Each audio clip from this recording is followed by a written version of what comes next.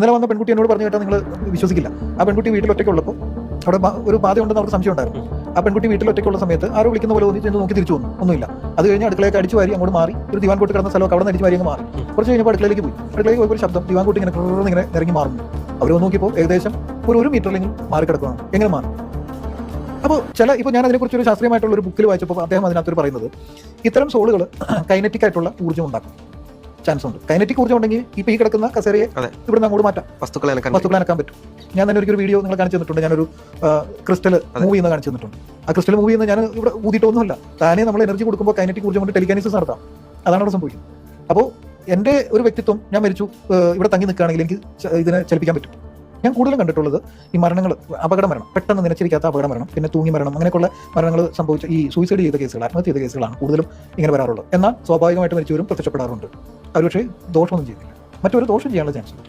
ഉച്ചാരണം എന്ന വേർഡ് ഞാൻ ഉപയോഗിക്കാറില്ല, കാരണം എൻ്റെ രീതി വ്യത്യസ്തമാണ്. ഞാൻ ആരെയും അങ്ങനെ ഊട്ടിപ്പായ്ച്ച് കളയുന്ന ഒരാളല്ല. ഇപ്പോൾ സോൾ എനർജി ഒക്കെ കണ്ടു കഴിഞ്ഞാൽ സോളിനെ നമ്മൾ സംസാരിച്ചിട്ട് അവരുടെ മനസ്സ് മനസ്സിലാക്കും, അതായത് അവരുടെ കോൺഷ്യസ്നസ് ലെവൽ. അപ്പോൾ അവർക്ക് ഒരു ക്രിസ്ത്യാനിക്കാണെങ്കിൽ പുനർജന്മത്തെ കുറിച്ച് അറിയില്ല, അവർ ഞാൻ ടീച്ച് ചെയ്യും, അവർ പറഞ്ഞ് മനസ്സിലാക്കും. എന്നിട്ട് പറയും ഇങ്ങനെ ഒരു ജന്മം കിട്ടും, എന്തിനാണ് ഇയാളുടെ ശരീരത്തിൽ നിൽക്കുന്നത്, നിങ്ങൾക്ക് വേറെ ജന്മം ലഭിക്കുമല്ലോ, ഇങ്ങനെ നിന്നാൽ നിങ്ങൾക്കും ദുരിതമല്ലേ എന്നൊക്കെ പറഞ്ഞ് അപ്പീസ് ചെയ്ത് അവരെ എന്താ പറയുക, വളരെ ഡിപ്ലോമാറ്റിക് ആയിട്ടാണ് ഞാൻ ചെയ്യുന്നത്. ഇത് കേട്ടപ്പോൾ ഒരു കപ്പൂച്ചിൻ അച്ഛനോട് പറഞ്ഞു സാർ കൊള്ളാവുന്നു എന്ന് പറഞ്ഞു. കാരണം എൻ്റെതായ വ്യത്യസ്തമായ രീതിയിലാണ് ഞാൻ ചെയ്യുന്നത്. അവിടെ മാന്ത്രികത്വം വരുന്നില്ല. മാന്ത്രികനാണെങ്കിൽ നമുക്കൊരു ഉപാസന മൂർത്തി വെച്ച് ആ ഉപാസന മൂർത്തിയുടെ ശക്തികൾ മാത്രം ഉപയോഗിച്ചിട്ട് ചെയ്യുന്ന ഒരാളായിരിക്കണം. പക്ഷേ മനുഷ്യനെ സംബന്ധിച്ചിടത്തോളം സൃഷ്ടാവിന് തുല്യം സൃഷ്ടി എന്ന ഒരു പാട്ട് തന്നെ ഞങ്ങളുടെ കുർബാനയിലേക്കുണ്ട്. അപ്പോൾ ഞാൻ പറയുന്നത് if God is creator, we are co creators, നമ്മൾ സഹസൃഷ്ടാക്കളാണ്. അത്തരം ഒരു എനർജി ഇതിലേക്ക് വന്നത് എനിക്ക് പൂർണ്ണമായ ബോധ്യം വന്നപ്പോഴാണ് ഞാൻ ഗുരുക്കന്മാർ എന്നോട് പറഞ്ഞു, നീ ചെയ്യേണ്ട വേല HR മാനേജറല്ല, വേറൊന്നുമല്ല, ഇതാണ് നിന്റെ പാത എന്ന് കൃത്യമായി അറിയിച്ചുകൊണ്ടാണ് ഞാൻ ചെയ്യുന്നത്. പല എതിർപ്പുകളുണ്ട്. ചിലപ്പോൾ നമ്മുടെ പള്ളിയിൽ നിന്നൊക്കെ ചിലർ ചോദിക്കും നീ ചെയ്യേണ്ട കാര്യമാണോ? അപ്പോൾ ഞാൻ ചോദിക്കും ജീസസ് ക്രൈസ്റ്റ് ചെയ്തത് എന്താ? ഹീലിംഗ് അല്ലേ? റേക്കി മതത്തിനെതിരാണെന്ന് പറയുന്നത് എങ്ങനെയാവും?